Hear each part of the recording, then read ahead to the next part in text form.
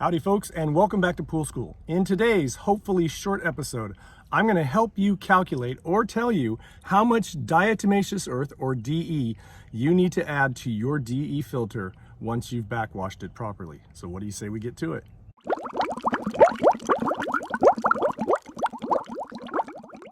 Alrighty, once again, before we get started, I want to thank you so much for watching this video. Remind you to like it if you do, subscribe to my channel if you've not done so already, and please share my channel with everyone you know who has a pool so they too can save a ton of money servicing their pool themselves.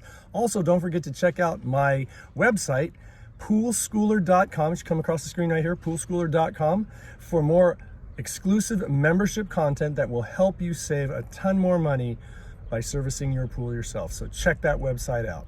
Okay, so as I said, this video is on how to calculate or how to know how much diatomaceous earth to put into your filter, if it's a DE filter, after you've backwashed it. Now, if you have, this video is not on backwashing a diatomaceous earth filter. If you haven't seen my video on that, please check it out. I'll put a link to it in the description below this video. So please check that out if you haven't done so already, because I'm assuming that you have backwashed it according to my guidelines, and then you're gonna get ready to add your DE, all right? So this is how you add DE without adding too much, because that's a problem that sometimes happens. If you add too much, you're going to jam up your filter too fast, and the pressure's going to rise. If you use too little, it's not going to filter very well, okay? So there is basically two things you need to do this.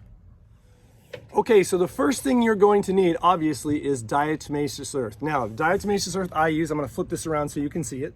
I use this one. It's made by Pool or Pool. It is low dust DE filter powder. It is definitely my go-to DE filter powder, mainly because it's low dust. And if you get any DE powder in your eyes, it's horrible. So this provides low dust. So if it's a little windy, you're less apt to get that DE powder in your eyes, okay? The second thing you're gonna need is this.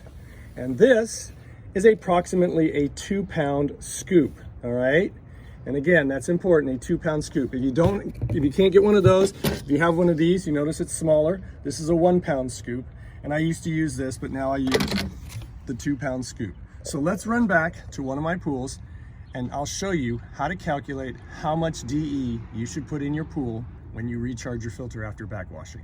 Alrighty, so I'm at one of my clients' houses, and I'm getting ready to backwash this filter, but I just want to go over what you're needing to look for. You have to find out the effective filtration area, okay? It's typically in square footage.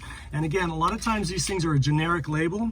So if you look at this label here on the side of this filter, okay, it has several different models. The model number is up here, okay? I know personally that the model of this one is this second one over right here. You notice that number 36 right there? Is that right? I think it says 36. My eyes are not that great anymore. But if you notice over here, this little part right there, it says feet squared. So that's a square footage filtration area. Notice that label says filtration area in square feet. And you come over to this model, and it is 36 square feet for this model. Now you're going to have to find out the model of your filter, and a lot of times I'm going to skip down here. If you look down here, right at the bottom, you might have a little label like that, and that tells me that it's the DE 3620, okay? Come back to this, and you notice the DE 3620. The effective filtration area is 36 square feet, okay? So now, the formula that you're gonna use to calculate how much DE that translates to is you're gonna use, and I'm gonna put it across the screen, 1 pound for every 10 square feet. Again, 1 pound for every 10 square feet. Now this pool, this filter says 36 square feet. So because it's 6, the number 6, it's a little bit above 5. I'm gonna round up a little bit. You can round up and down, and you can play with that. Sometimes I notice with some of mine that are 46 square feet, when I round up, they tend to be a little bit too much. So in this case, I'm gonna use, because my scoop is a 2-pound scoop, I'm gonna use no more than 2 scoops of DE when I recharge this filter. So remember, the formula is for every 10 square feet of filtration area, you are going to use 1 pound of DE. So there you have it, folks. That is my hopefully short video on how much DE, or how to calculate how much DE you need to recharge your DE filter. Remember the formula: 1 pound for every 10 square feet of filtration area. And again, you need to look at the label of your filter to see the effective filtration area of your filter, so that way you know the size of that DE filter, right? So I hope that makes sense. If you have any questions or comments, please put them in the comment section below this video, or you can email me. My email address just come across the bottom of the screen. Once again, it is kennypoolschool@gmail.com. Once again, kennypoolschool@gmail.com.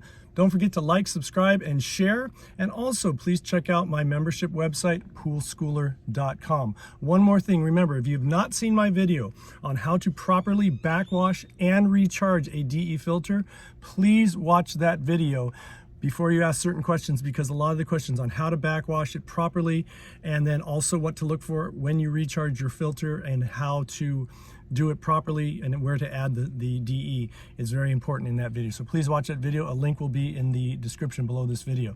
Thanks again for watching, and I want to remind you, as always, to have fun, be safe, and always watch those kids and elderly folk and pets around water. And I will see you next time. Bye-bye.